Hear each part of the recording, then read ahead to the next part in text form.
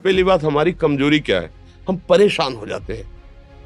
संसार में देखो तो परेशान, परमार्थ की तरफ देखो तो हम परेशान हो, ये हमारा आदत स्वभाव बन गया परेशान होना। थोड़ा सा धैर्यवान बनो, गंभीर बनो। कोई इस भारी से भारी विपत्ति में परेशानी स्वीकार करके विपत्ति से थोड़ी निकला जाता। सुलझो, ठीक है, ये विपत्ति आई, समस्या आई, इसका समाधान होगा। ऐसा थोड़ी कि हमें नष्ट कर देगी। अगर अभी हमारी बड़ी हानि हो जाती है, हम कल इससे बड़ा लाभ प्राप्त कर सकते हैं। हमको एकदम बिल्कुल गंभीर रहना है, इतने कमजोर नहीं बन जाना। अब वो गए तो क्या होगा, अब वो वस्तु गई तो क्या, पद गया तो क्या होगा। प्रयास किया था, ये पद मिला था, इससे बड़ा पद प्राप्त करूंगा, मैं इससे बड़ा महान बनूंगा। ठीक है, एक बार गिर गया, गलती हो गई, दंड भोगूंगा, फिर इससे ज्यादा संयम में रहूंगा। बिल्कुल मतलब एकदम फ्रेश दिमाग रखना चाहिए। पर अपने लोग क्या है, जरा सी बात में एकदम पचड़ा कर लेते हैं, एकदम कमजोर हो जाते हैं। ये बिल्कुल ठीक नहीं है। हम जीवन भर की यात्रा की बात कह रहे हैं, भारी से भारी कष्ट में भी मुस्कुराना, तो हमें बल मिला है, हमें भगवान की कृपा का दर्शन हुआ है, हमें उनका दुलार दिखाई दिया है। अगर ऐसे तो भाग जाते, फिर परमार्थ में थोड़ी चलना होता है। आज जो आप सुन करके लाभ लेने की चेष्टा कर रहे हो ना, ये केवल प्रवचन नहीं है, ये जीवन है। अगर ये जिए ना होते ना, तो ये इसका प्रभाव नहीं पड़ता, फिर वाणी का प्रभाव नहीं पड़ता।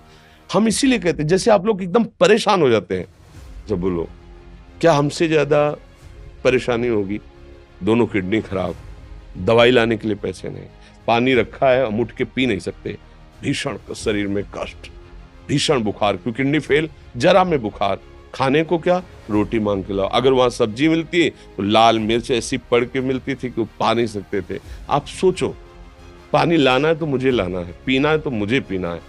अगर मैं हारता तो कहां पहुंच जाता, क्या स्थिति होती? नहीं, मरना है, पर कदम पीछे। कोई दिन ऐसा नहीं जिस दिन सेवा ना की हो, जिस दिन सेवा ना गए हो। गुरु जी की सेवा में जाना है, पहले अपने को स्वस्थ साबित करना है, नहीं वो सेवा नहीं लेंगे। तुम बीमार हो, तुम कष्ट में, वैसे उनकी दृष्टि परेशान थे, उनकी सेवा की, आके लेट गए।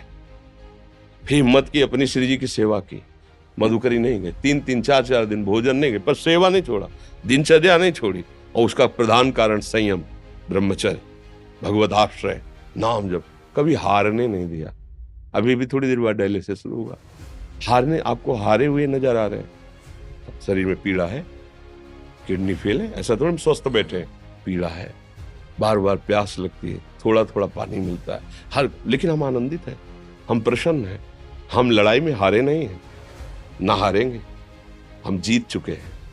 हम अपने मालिक के भरोसे में अपना सब बात, तो वो ये हम अपनी बड़ाई नहीं बता रहे, हम आपको बता रहे समस्या। सोचो, तुम्हारे पास तो माँ है, भाई है, बहन है, परिवार है, कोई ना कोई तो है ना।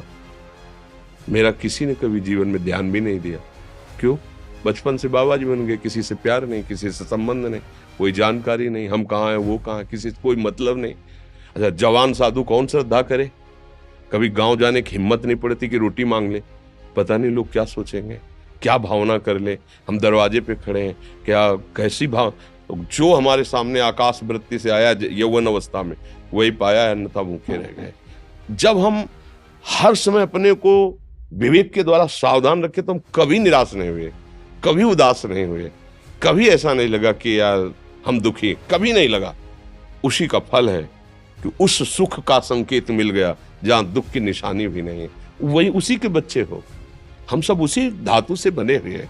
हम इतना क्यों परेशान हो जाते हैं? हम ये देखते हैं, अपने लोग थोड़ी बात बिगड़ गई परेशान, नहीं बिगड़ी तो बिगड़ जाने की संभावना में परेशान है। आज सुख है, लेकिन कल सुख छिन जाएगा, तो हम आज के सुख में सुखी ना होकर कल के दुख की आने की संभावना में हम भयभीत हो। मतलब क्या हमारी सोच रह गई? हमको इतना बलवान बनना है कि सुख और दुख दोनों हमको छू न सके। भारी से भारी सुख की व्यवस्था है तो अहंकार नहीं, हर्षित होकर किसी का अपमान न करे कि हम धनी, हम पदाधिकारी, अमुक। भारी से भारी दुख आया तो हमें किसी के सहयोग की जरूरत नहीं, हम फिर अपने कदम बढ़ाएंगे, हम फिर जुड़ी हुई अपनी भावनाओं को सजाएंगे। मस्त जीवन एकदम। तुम अविनाशी के बच्चे हो। शेर का बच्चा भेड़ों के बीच में फंसकर म्यों म्यों बोल रहा है, बस अगर दहाड़ना सीख जाए तो कोई भी उसे परास्त नहीं कर सकता। ऐसे भगवद अंश, तू प्रपंच में फंसकर अपने को इतना दीन क्यों देख रहा है? तू ऐसा है, कि भगवान के दिव्यास्त्र में भी ताकत नहीं तेरे को मार सके। तू अविनाशी का अविनाशी बच्चा है। विनाशी भोगों को, विनाशी शरीर को मैं मान के इतना भयभीत, इतना दुख ठीक नहीं। ये सबके लिए, केवल एक के लिए नहीं। आप समझो, आप लोग सोचते हैं हम गृहस्थ होकर भला ऐसी स्थिति कैसे। जनक जी सुखदेव जी के गुरु हैं और राजा हैं, महल है, रानियां हैं, नौकर है, चाकर। क्या सुखदेव जी जिनके शरीर में लंगोटी भी नहीं है, दिगंबर, परमहंस, परमहंस के गुरु हैं जनक जी जो राजा हैं।